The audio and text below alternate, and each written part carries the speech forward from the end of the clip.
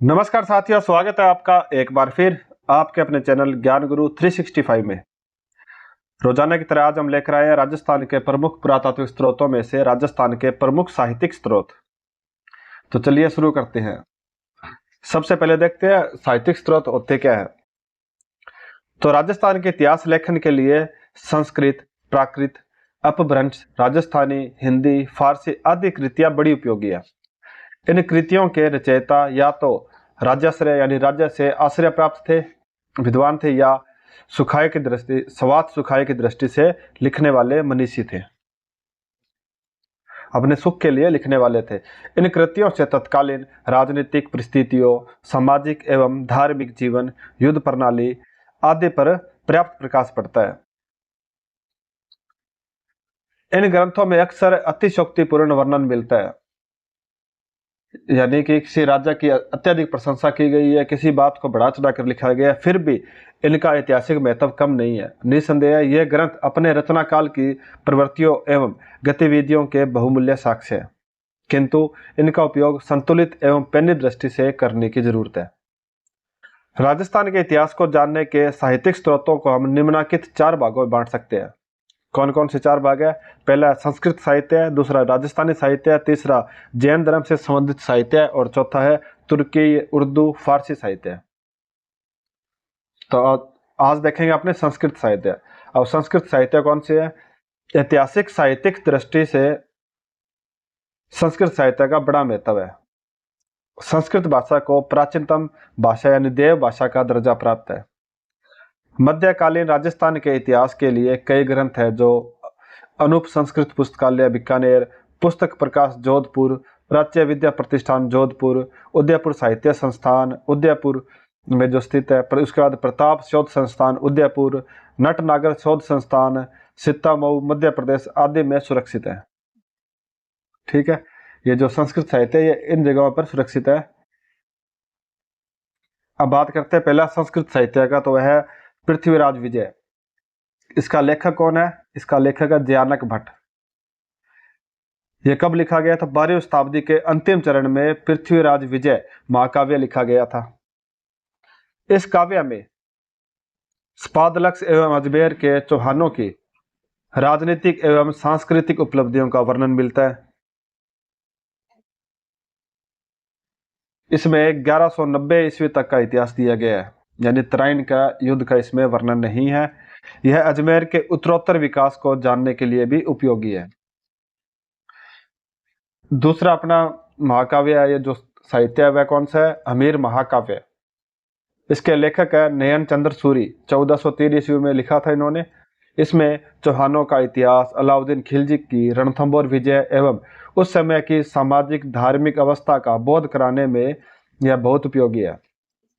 इसमें दिए गए वर्णन की यदि फारसी तवारीखों से तुलना करें तो प्रतीत होता है कि लेखक ने बड़े छानबीन के साथ तथा समसामयिक ऐतिहासिक सामग्री के आधार पर रणथंभौर के चौहानों का वर्णन किया है। अलाउद्दीन खलजी के रणथंभौर आक्रमण की कई घटनाओं को समझने के लिए इसका एक स्वतंत्र महत्व है। इससे जो अमीर महाकाव्य, इससे अमीर के चरित्र पर अच्छा प्रकाश पड़ता है। उसके बाद है राजवल्लभ। इसका लेखक कौन है? मंडन है, जो महाराणा कुंभा के मुख्य शिल्पी जो मंडन था उसके द्वारा 15वीं शताब्दी में इसकी रचना की गई थी। यह ग्रंथ स्थापत्य कला को समझने की दृष्टि से बड़ा महत्वपूर्ण है। इसके द्वारा नगर, ग्राम, दुर्ग, राजप्रासाद, मंदिर, बाजार आदि के निर्माण की पद्धति पर पूरा प्रकाश पड़ता है। इस ग्रंथ में कुल 14 अध्याय हैं। उसके बाद आता है भट्टी काव्य। इसका लेखक है भट्टी। इसके द्वारा 15वीं शताब्दी में रचा गया था भट्टी काव्य। इस काव्य में जैसलमेर की राजनीतिक तथा सामाजिक स्थिति का वर्णन है। महाराजा अक्षय सिंह के प्रासादों यानी महलों तथा तुलादान आदि का इसमें रोचक वर्णन किया गया है। उसके बाद आता है राज विनोद। इसका लेखक सदाशिव भट्ट ने बीकानेर के महाराजा कल्याणमल जो 16वीं शताब्दी के थे की आज्ञा से इसकी रचना की थी। इसमें विविध विषयों जैसे कि सामाजिक, आर्थिक, सैन्य आदि का वर्णन है। इसमें किलों के निर्माण तथा सैनिक उपकरणों संबंधी विषयों पर भी प्रकाश पड़ता है। उसके बाद आता है एकलिंग महात्म्य। इसका लेखक महाराणा कुंभा ने इसे लिखना प्रारंभ किया था और पूर्ण से कान्हा व्यास ने किया था। इसमें गुहिल शासकों की वंशावली तथा मेवाड़ के सामाजिक संगठन की झांकी मिलती है। उसके बाद है करमचंद्र वंशोत्कीर्तनकम काव्यम। इसका लेखक जयसोम विरचित यानी जयसोम द्वारा रचित है। ये 16वीं शताब्दी में। जो जयसोम था वह बीकानेर राज्य के मंत्री करमचंद्र का आश्रित था। इस ग्रंथ में बीकानेर के शासकों के वैभव और विद्यानुराग पर अच्छा प्रकाश पड़ता है। इस युग के पुस्तकालय, मंदिर, पाठशालाएं, भिक्षुगृह, नगर, फाटक, बाजार, बस्तियां, राजप्रसाद आदि की जानकारी के लिए यह उपयोगी है। इस ग्रंथ में बीकानेर के राठौड़ों का इतिहास, बीकानेर दुर्ग के निर्माण का वर्णन आदि जानकारी भी इससे मिलती है। नेक्स्ट है अमरसार।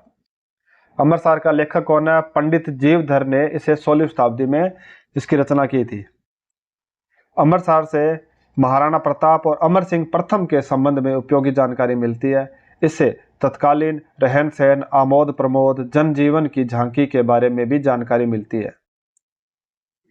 नेक्स्ट है राजरत्नाकर। इसका लेखक सदाशिव है, जिसने महाराणा राज सिंह के समय में इसकी रचना की थी। इसमें 22 सर्ग है।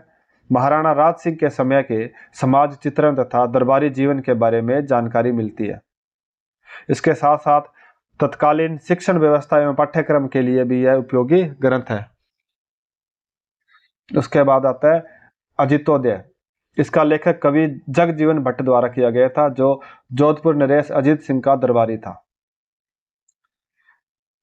अजितोदय से मारवाड़ के इतिहास की जानकारी का यह एक महत्वपूर्ण ग्रंथ है।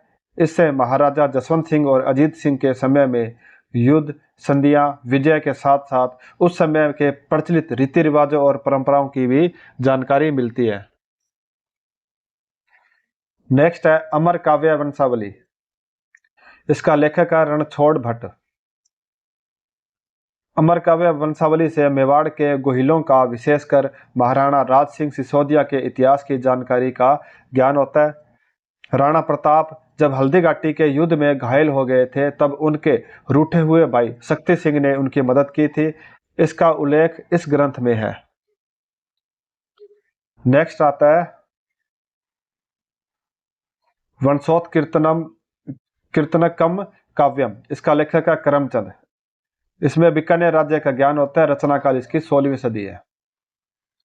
तो आज के लिए बस इतने साथियों, मिलते हैं कल, जो है अपना राजस्थानी साहित्य के बारे में क्लास लेकर आएंगे। तो तब तक के लिए धन्यवाद। अगर आपको वीडियो पसंद आती है तो वीडियो को लाइक करें, यूट्यूब चैनल को सब्सक्राइब करें और कमेंट करके बताइए आपको वीडियो कैसा लगा। मिलते हैं कल, तब तक के लिए पढ़ते रहें, सीखते रहें, बढ़ते रहें। जय हिंद, जय भारत।